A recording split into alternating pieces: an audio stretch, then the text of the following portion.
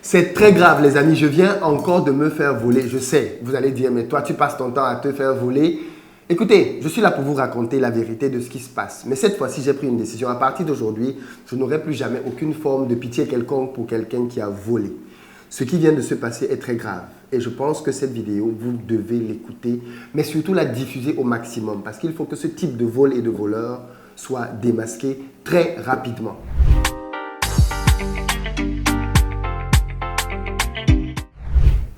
Salut à toi, bienvenue sur ma chaîne. Moi, c'est Philippe Simo et ici, je te parle de business, d'entrepreneuriat, de mindset, parce que c'est grâce à tout ça qu'on va faire émerger notre communauté. Donc, si toi aussi, tu as envie de participer à cette belle aventure, tu t'abonnes et tu actives la cloche des notifications pour recevoir chacune de nos vidéos comme celle-ci qui vont t'aider à passer à un autre niveau dans tes finances. Pour ceux d'entre vous qui sont à Abidjan ou qui venaient à Abidjan très prochainement, il y a un numéro qui s'affiche tout de suite. Vous nous appelez pour réserver... Vous nous appelez pour réserver rapidement des véhicules. On a à votre disposition différents types de véhicules en fonction de votre budget pour vous permettre de passer un séjour sécurisé en Côte d'Ivoire. Que vous ayez besoin d'une citadine ou même d'un SUV ou encore d'un pick-up, on a tout ce qu'il faut pour vous permettre de résoudre toutes vos difficultés de transport de manière sécurisée. Contactez-nous et vous allez être satisfait. Aujourd'hui, je vais vous parler d'un énième vol. Pourquoi est-ce que je parle autant du vol? Parce que je veux que vous réalisiez à quel point c'est une gangrène qui est profonde dans notre société. On se plaint beaucoup de nos dirigeants en disant qu'ils volent, ils volent, ils volent. Mais croyez-moi, le vol est tellement généralisé dans nos pays que vous n'avez même pas une idée de jusqu'où il peut aller.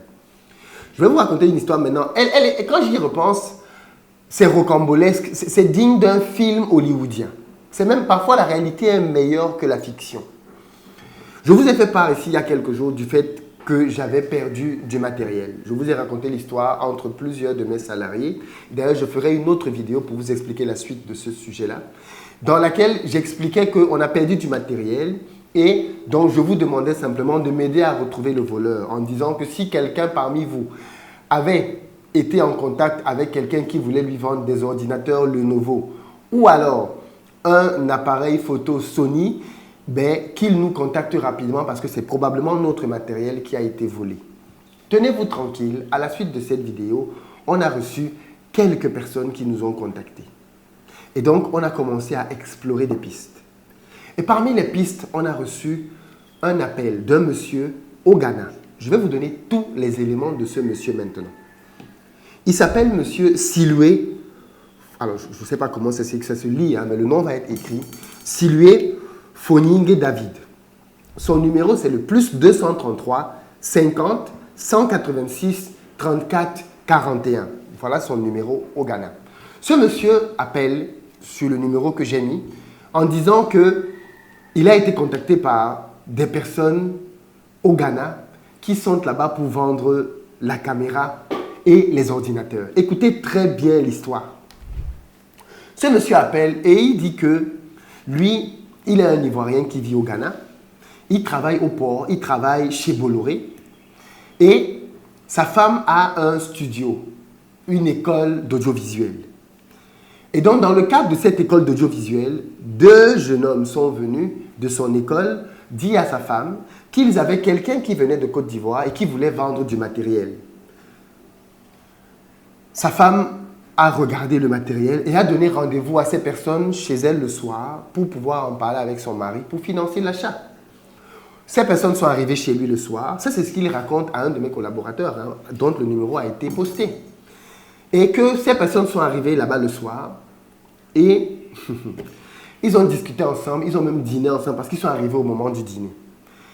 Ils ont présenté l'appareil et ils ont proposé de vendre l'appareil à $1000. $1000. Mais il a trouvé que le montant était ridiculement bas par rapport à la valeur du matériel.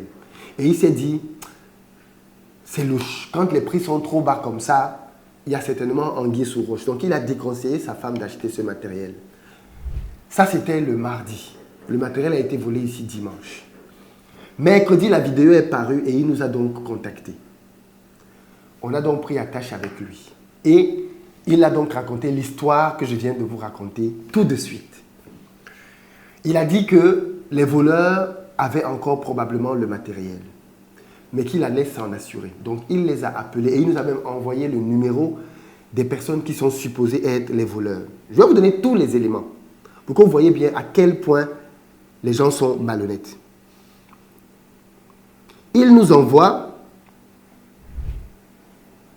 le numéro d'un chauffeur, ici à Abidjan.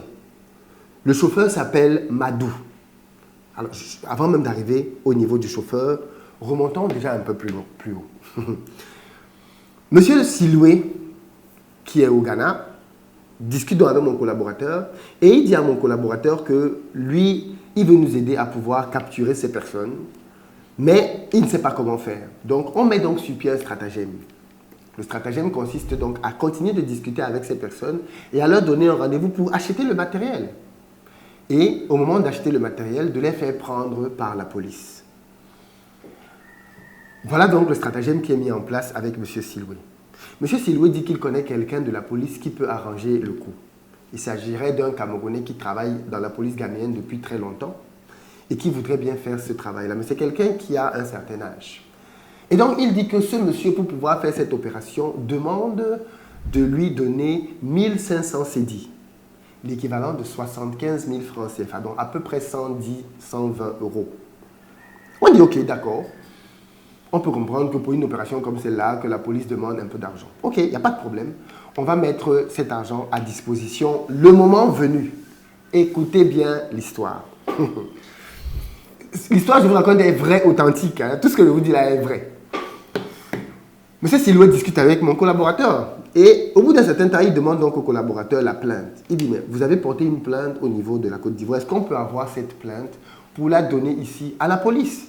Pour que la police sache bien que c'est une histoire qui est déjà pendante au niveau de la justice ivoirienne et qu'elle est maintenant déportée au niveau de la justice ghanéenne parce que ici au Ghana, il y a une filière de vol. D'ailleurs, petite parenthèse, le lendemain des faits, quand je fais cette vidéo, quelqu'un que je connais ici qui est dans le domaine audiovisuel me contacte et il me dit, Philippe, je suis désolé pour ce qui t'arrive, mais dans ce genre de cas, il faut opérer rapidement parce qu'il y a des filières de vol de matériel ici qui font que quand on te vole ton matériel, généralement, les gars ne les coulent pas à Abidjan.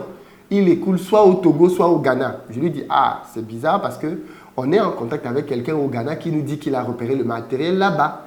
Et il me confirme que ça fait totalement sens parce que c'est comme ça que les gars opèrent ici. On vole ton matériel et je me dis, mais bon, c'est quand même rapide. On a volé le matériel dimanche et mardi, on est déjà en train de vendre le matériel au Ghana. La filière est superbe rapide. J'explique donc, mon collaborateur discute donc avec M. Siloué et il explique à M. Siloué qu'en fait, ce qui nous intéresse, le matériel nous intéresse. Mais fondamentalement, ce qui nous intéresse encore plus, c'est de remonter la filière pour savoir qui dans l'entreprise est derrière ça. Parce qu'au fond, c'est ça qui m'intéresse. Alors, le matériel, c'est important. Mais je veux dire, le matériel, il peut se casser. Tu peux perdre le matériel de différentes façons. Mais ce qui m'intéresse maintenant, c'est de savoir qui dans mon équipe est derrière ce vol. Parce que c'est ça qui est important. Ça, je vais vous expliquer dans une autre vidéo comment j'ai décidé de régler ce problème-là. Alors, M. Siloué, on discute avec lui donc. Et il est donc question de pouvoir organiser la séance pour pouvoir attraper les voleurs. Les voleurs, ils m'envoient leur numéro. J'ai leur numéro ici. Et donc, je demande, du coup, à un moment donné, mon collaborateur lui explique que la plainte n'est pas disponible parce qu'apparemment, ici en Côte d'Ivoire, quand tu portes plainte, on ne te donne pas la plainte tout de suite. La plainte doit être déposée au parquet. Oh, la plainte a été déposée depuis dimanche. On est, au moment où je tourne cette vidéo, samedi. On n'a toujours pas la plainte. Donc, apparemment, les histoires d'aller déposer au parquet, ça met du temps. Donc, du coup, on a juste un numéro d'enregistrement de la plainte qu'on lui envoie en lui disant, voilà ce qu'on a. On n'a pas la plainte, mais on a ce numéro. Donc, du coup, il commence à douter un peu. Il fait genre, il doute un peu de mon collaborateur. Donc, du coup, mon collaborateur me passe donc ses coordonnées. Je lui passe un coup de fil pour lui dire, non, il n'y a pas d'inquiétude à avoir. C'est vraiment investir au pays qui est derrière la discussion avec le collaborateur que tu as. Donc, tu n'as pas à t'inquiéter pour ça. Et donc, il me réexplique donc les faits. En me disant, voilà ce qui s'est passé, ainsi de suite. Ok, d'accord, je trouve qu'il est vraiment de bonne volonté de nous aider ainsi. Il va même jusqu'à dire que sa femme n'est pas d'accord. Sa femme ne veut pas qu'il fasse ce travail-là. Parce que sa femme estime qu'il est trop gentil, qu'il s'implique trop dans les causes des gens. Je lui dis, bah, écoute, franchement, c'est très sympa de ta part de nous aider ainsi. Mais au moment de l'arrestation du voleur, ce serait bien quand même que quelqu'un de mon équipe soit là. Et il dit, il est d'accord, il faut que quelqu'un de l'équipe soit là, et que ce soit même la personne de mon équipe qui fasse la transaction financière avec la police. Je dis, ok, d'accord. Je regarde les billets d'avion pour aller au Ghana. Le problème, c'est qu'il me faut un visa. Et bien évidemment, je ne peux pas avoir un visa en quelques heures. Donc, je décide donc d'envoyer un de mes collaborateurs au Ghana. Jusqu'à ce moment-là, on nous dit que pour aller au Ghana, c'est 2 heures de temps. Et quand je discute avec M. Siloué, il me fait comprendre qu'en fait, non, 2 heures de temps, c'est pour arriver à la frontière de la Côte d'Ivoire et du Ghana. Pour arriver au Ghana même, à Accra, là où les choses sont en train de se passer, c'est 6 à 8 heures de temps. Donc on calcule, on se dit, mais si mon gars doit quitter ici le matin à 6 h, 5 h du matin, il ne sera jamais là-bas à temps, puisqu'on veut les prendre à midi le lendemain. Donc on annule la possibilité donc, que mon gars parte là-bas, et on se dit, comment on fait donc pour sécuriser la transaction d'un point de vue financier?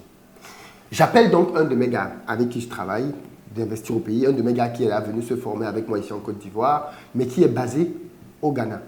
Je l'informe de la situation et il me dit, écoute Philippe, pas de problème, je vais gérer la partie financière, on va trouver le moyen de pouvoir, que tu me rembourses, ce n'est pas un problème, je vais gérer la partie financière. Donc je vais envoyer un de mes gars qui va aller donc rejoindre M. Siloué et ensemble ils vont aller voir la police, remettre l'argent au policier et le policier va faire donc l'arrestation. Voilà le schéma. Rendez-vous est pris. Donc on finit de discuter comme ça, il est peut-être 11 h, 11 h 30. Et l'arrestation était prévue pour 12h30, 13 h. Donc du coup, ma personne que je connais au Ghana, il me dit malheureusement lui-même il n'est pas au Ghana, il est ailleurs. Je ne sais pas s'il est en RDC ou ailleurs, mais il n'est pas au Ghana. Et donc il ne peut pas le faire lui-même, il doit envoyer un collaborateur. Malheureusement, le délai étant très court, il décide d'envoyer plutôt sa femme pour aller donner l'argent à la police. Sa femme arrive donc et elle rencontre finalement M. Siloué. Mais apparemment, M. Siloué lui a donné plusieurs rendez-vous qu'il n'a pas respectés. Du coup, elle commence à s'inquiéter. Elle m'appelle, elle me dit, voilà, il y a M. Siloué, mais je le trouve un peu bizarre. Il a fait ci, il a fait ça, il a fait ci. Et entre-temps, M. Siloué m'appelle pour me dire, en fait, il a eu du mal parce que le policier a travaillé la veille toute la nuit. Et ce n'est que maintenant que le policier vient de se réveiller. Donc, c'est maintenant qu'il va venir pour aller faire l'arrestation. Il se donne rendez-vous dans un mall, un grand mall d'Accra. Je crois que c'est Accra Mall, quelque chose comme ça. Finalement, donc, il se retrouve avec la dame et il demande l'argent à la dame. La dame lui dit, je ne vous donne pas l'argent. L'argent, c'est pour le policier. Il se fâche et il m'appelle. Il me dit, mais c'est pas sérieux. La dame n'a pas confiance. Moi, franchement, jusqu'à présent, j'ai été très honnête avec vous. J'ai tout fait pour vous aider à attraper ces voleurs. Mais ça ne se fait pas quand même que le policier vienne et je lui donne l'argent devant tout le monde. S'il faut lui donner l'argent, il faut le mettre à côté. Je me dis, bon, de toutes les façons, ils sont ensemble avec la dame. Que ce soit lui qui ait l'argent ou la dame qui ait l'argent, c'est pas tant que c'est un problème. Je dis à la dame, de toutes les façons, tu es avec eux. Donc, tu peux lui remettre l'argent et au moment de remettre au policier, il faut que tu assistes simplement à la remise de l'argent au policier pour pas qu'après, c'est lui qui ait gardé l'argent et il ait fait croire que c'était pour remettre au policier. La dame dit, ok, il n'y a pas de problème. Elle lui remet l'argent et il s'asseye côte à côte en attendant que le policier arrive. L'heure du rendez-vous arrive, le téléphone sonne et il dit, c'est bon, le policier est là, allons-y. Mais avant d'y aller, il va aux toilettes pour uriner. Il laisse son sac et quelques-uns de ses éléments sur la table. Il a même commandé un café et il va aux toilettes. Des toilettes, jusqu'aujourd'hui, il n'est jamais revenu. Il est toujours aux toilettes. Monsieur Siloué, c'était un bandit, un marmailleur. Il a fermé son téléphone, le plus 233 50 186 34 41, Siloué Foningwe David. C'est le nom que l'on retrouve sur ces appareils. Pour 75 000 francs, 110 euros. La dame l'a vu, ils ont passé des heures ensemble, donc elle peut l'identifier. On a son nom, on a son numéro de téléphone. On a même l'endroit où il travaille, à moins que quelques-unes de ces informations soient fausses. Mais la dame a été avec lui longtemps, donc elle l'identifierait au milieu de 1000 personnes. Voilà donc comment est-ce que les gens procèdent. Et après ça, vous allez venir me dire que je ne dois pas exposer des voleurs. Après ça, vous allez venir me dire, comme certaines personnes m'ont dit, qu'on ne ruine pas la réputation de quelqu'un à cause de 75 000 francs. À cause de ça. Après ça, vous allez encore venir me dire que Philippe, tu es trop dur de venir exposer les vols comme ça. Tu mets à mal la vie des gens. Vous allez encore venir me dire ça, n'est-ce pas? Pour certains d'entre vous. Les amis, à partir d'aujourd'hui, quelqu'un me vole 1 franc, je l'expose. Visage, nom, adresse, numéro de téléphone, numéro de sécurité sociale et toutes les informations le concernant, je les publie. Je dis bien à partir d'aujourd'hui, tolérance zéro. Jean-Jacques Rousseau a dit que l'homme n'est bon, mais c'est la société qui le corrompt. Je ne suis pas totalement d'accord avec ça. Mais, reconnaissez quand même que quand vous devenez entrepreneur, ce sont les coûts qui vous font vous endurcir. Comment quelqu'un, pour une somme aussi ridicule, ce monsieur dit qu'il est ingénieur naval. Peut-être que là aussi, il a raconté des histoires. Mais même, la dame l'a vu. Ils sont à Accra ensemble. On dit qu'il n'y a que les montagnes qui ne se recroisent pas. Donc demain, elle peut le recroiser ailleurs. Il suffit qu'elle pointe le doigt et elle dise, le voilà, voleur, voleur. Et il peut finir tapé par les gens dans la rue au point de mourir. Parce qu'il a détourné un jour 1500 cédis. Et vous dites après que non, on est trop dur, non, on est trop méchant. Vous voyez comment les gens sont? Vous voyez comment les gens sont? Il organise une histoire. Parce qu'il veut détourner des miettes. Des miettes. Maintenant, tout le monde connaît son nom sur Internet. Est-ce que l'argent qu'il a volé là, ça vaut sa réputation? Maintenant, tout le monde. Ce numéro de téléphone, les gens vont le retrouver. Les gens le connaissent, ses proches le connaissent. Sa femme le connaît, les gens le connaissent. Ses collègues le connaissent. À moins que là aussi, il ait raconté des histoires. Mais le numéro de téléphone est lié au nom. À moins qu'il ait créé une fausse pièce d'identité. Mais en tout cas, les gens l'appellent avec ce nom-là. Il travaille au port, dit-il. Il a une femme qui est dans l'audiovisuel, il est ivoirien. Il n'y en a pas des masses. Il s'appelle Siloué David. Il nous a donné le numéro, voilà. Il nous a donné le numéro. Il a fait trop de choses qui font qu'on peut remonter à lui. Quand il fallait que mon collaborateur aille au Ghana, il nous a envoyé le numéro d'un chauffeur. Qui est son chauffeur avec qui il a l'habitude de voyager pour faire la ligne du Ghana? Il nous a donné le numéro d'un monsieur ici. Donc ce monsieur le connaît. On a appelé le monsieur pour organiser le voyage. Et c'est le monsieur qui a dit non, lui il part samedi, il ne part pas jeudi. Donc ce monsieur le connaît. Et voilà ce qu'il fait. Parce qu'il veut détourner 1500 cédis, 110 €, 75 000 francs. Et vous allez venir me dire après, Philippe, tu es trop dur. Foutez-moi le camp. Je dis bien, hein. Tous ceux qui trouvent que je suis trop dur avec les voleurs là, foutez-moi le camp. À partir d'aujourd'hui là, on va s'amuser sur cette chaîne. Je sens qu'on va s'amuser. Parce que ça va faire très mal. Très, très mal. Très mal. Si tu me voles même un cheveu, bon là il n'y en a pas beaucoup. Voilà. Si tu me voles même mon cheveu, si je me rase, mon cheveu tombe, tu voles ça. Je t'expose mon ami. Que tu sois père, mère, enfant, célibataire, clochard, milliardaire, je t'expose.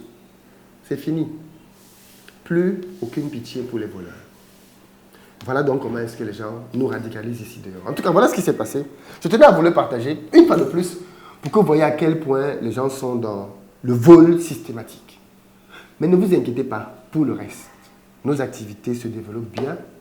On ne fait que agrandir la flotte. La semaine prochaine, on va recevoir de nouveaux véhicules. On est en train de passer des commandes pour des véhicules qui vont arriver l'année prochaine. On espère avoir plus d'une centaine de véhicules l'année prochaine. Donc, on est en train de travailler et les choses vont bien. Dans le business, ça va bien. Mais il y a des aléas et il faut vous parler des aléas. Il faut vous parler des aléas. Mais si on est toujours là, c'est parce que le jeu en vaut clairement la chandelle. En tout cas, voilà ce qui s'est passé. Vous, qu'auriez-vous fait à ma place? Vous avez maintenant les coordonnées de M. Siloué. Tous ceux qui sont au Ghana, repérez-moi ce monsieur. Repérez-moi ce monsieur. Maintenant, donc, le numéro s'affiche. Et maintenant, le numéro s'affiche pour M. Siloué. Parce que si on peut mettre la main sur lui, on va mettre la main sur lui. Aussi simple que ça. Donc, si vous connaissez M. Siloué, si vous savez comment mettre la main sur lui, réagissez. Réagissez maintenant. Voilà ce que je voulais vous dire, les amis. Et si vous avez bien évidemment d'autres infos, on est preneur. À très bientôt.